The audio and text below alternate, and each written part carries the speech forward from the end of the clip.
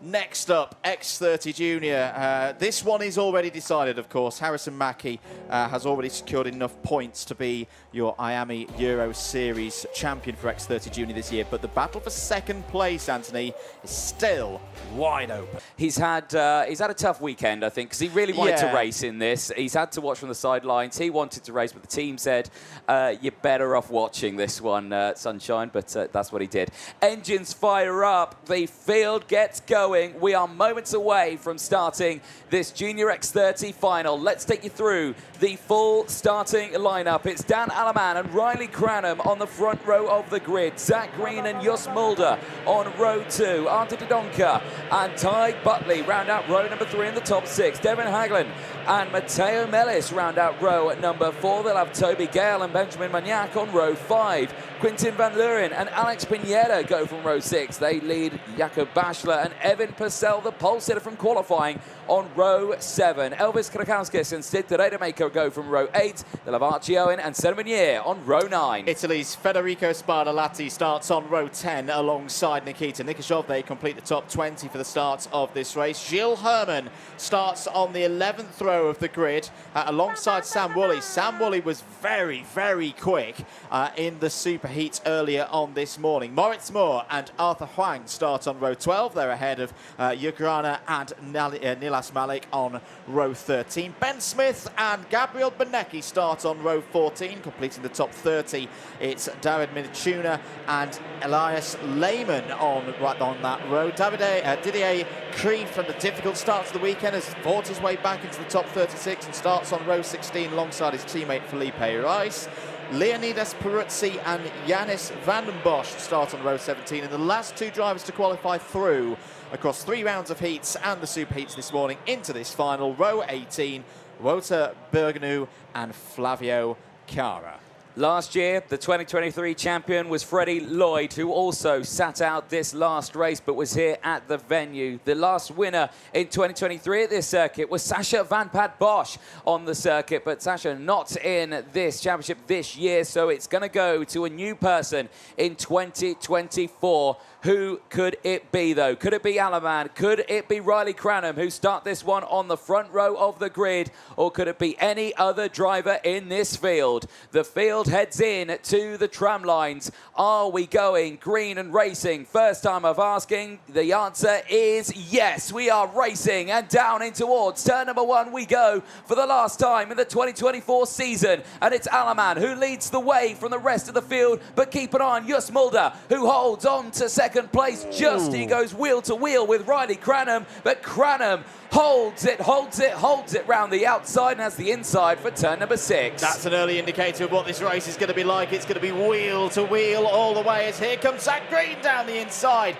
Takes second place. That's what he needs. He needs to be moving forward. There's trouble for Buckley, one of his rivals, for finishing second in the championship. Matteo Mellis is down the inside of the Irishman, but really bold stuff there from Zach Green. There's trouble for Yanis van den Bosch in the number 33, who started on the penultimate row of the grid, has had trouble down at turn number 7, has got a lot of work to do from there. Certainly has, but it's only the beginning of the race. There's a long way to go. Keeping an eye on this one, though, Jos Mulder battling away there with Riley Cranham. Cranham's going to look down the inside, though, and it's going to be Benjamin Magnac following through as well. Jos Mulder, as soon as he gains a place, he's going to lose 2 of them, and as well, it's got Matteo Mellis just behind, trying to close in as well. Action at the front, though. Alaman breaking away as Magnac sends it down the inside. Mulder's back through, and backwards again goes Riley Cranham. Yeah, and that's exactly the kind of move that Magnac pulled to take the win. It's where Mulder's down the inside, has got third place away, and here comes, lovely from Matteo Mellis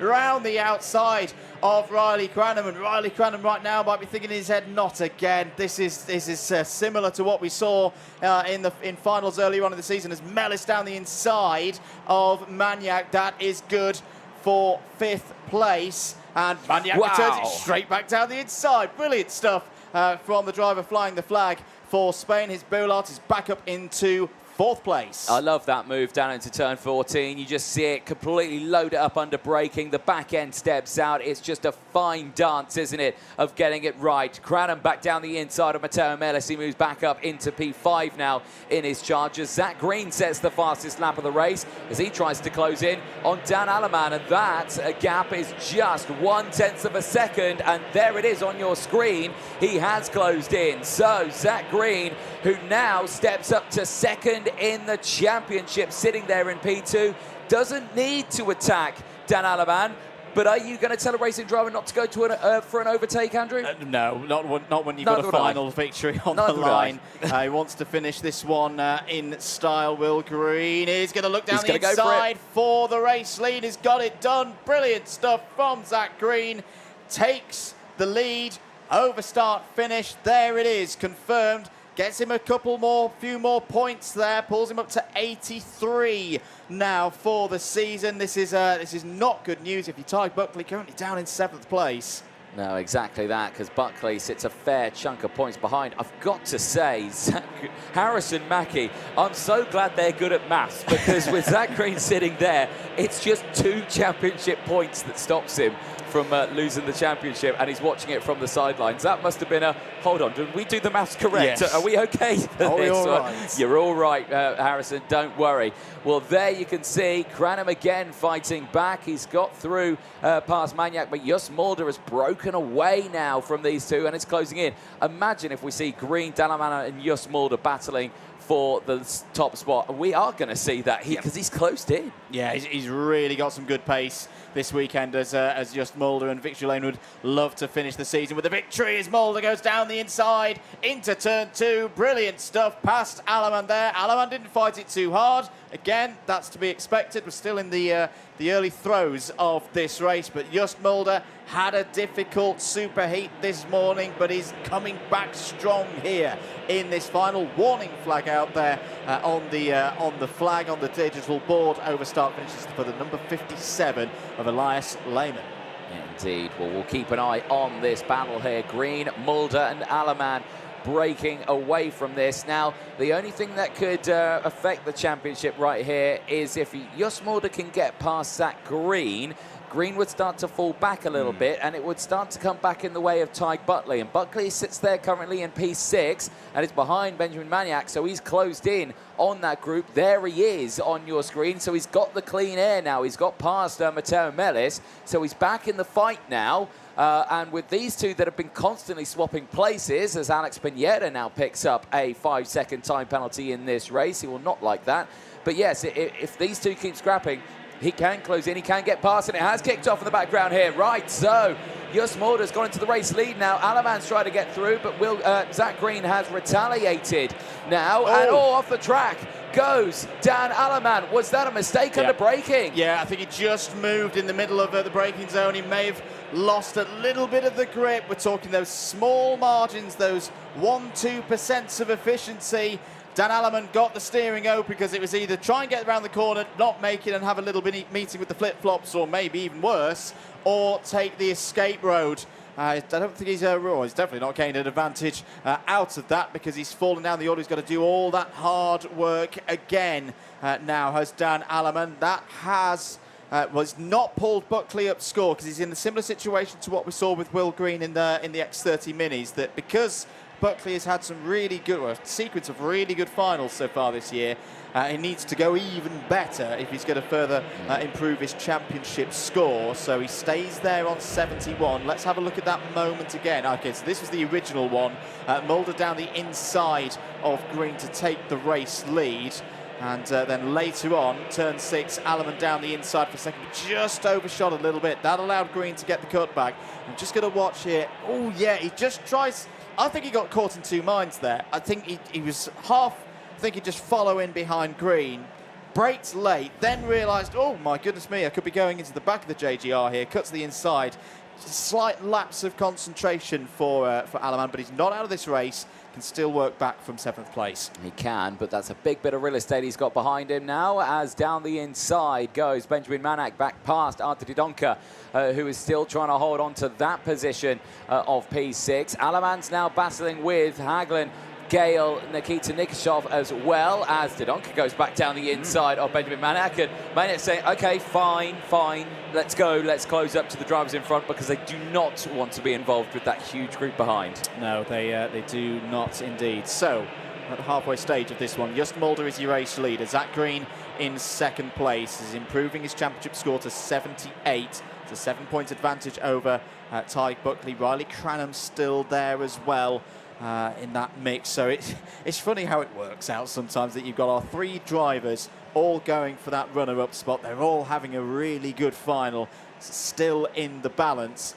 Zach Green now half a second back from Mulder, 1.1 ahead of Cranham. I just wonder if Cranham and Buckley will work together the next few laps to see if they can close the advantage of Zach Green down. That is the fight for 7th place. Dan Alleman really looks like he's struggling now.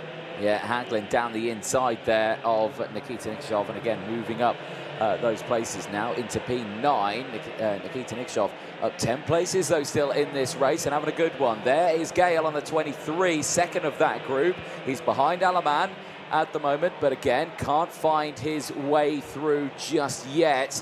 And again, it's this sort of part of a race where you've got a big group like this. So many people have different mindsets of what they want to do, but the main mindset that the entire group needs to be is stop battling, focus, because look at the gap now that's in between the likes of Dan Alleman and Benjamin Maniac further up the road. It's nearly 4 seconds. This is interesting here because that is a change further back for 3rd place, I believe. Buckley past Cranham, and this is what Buckley needs again, but he needs to gain those extra places now to really help him out. So 3rd place is the minimum position on the road that would give Buckley some more championship points, because it's 4th that is his worst score of the season so far. So that'll give him 2. That'll pull him back up to 73. Now the job is about trying to close down Zach Green and get a 6-point swing. That would do it, I reckon. Yes, it would. So if Buckley can find 2 seconds over the course of the next 4 laps, close down Green and overtake, he could still be second in the championship. The trouble is, Green is getting quicker. It's just gone purple through sector number 2. That was a 55.5 for Green last time around. As there down the inside, well, that's not going to help the cause of Buckley at all, because Cranham's gone back through, and now Buckley's having to deal with Dodonka. Yep, he certainly is, and Artur Dodonka has been going for those moves. I'm sure Benjamin Maniac can contest to that, but down the inside again goes Buckley, and that's exactly what he needs again. Back leading this group, but all these battlings, they're going to lose time to the drivers ahead, and he's not going to be able to close in. It won't be enough for Buckley to secure 2nd in the championship. But right now, I think he needs to forget about that. He needs to see if he can try and hold on to 3rd in the championship. Well, it would be a good podium finish for Tyke Buckley. He's visited the rostrum twice this year already into the final corner. Bad news, unfortunately, for Alex Pinheira. His season that's shown such promise is over. The mechanical flag is out for the number 11.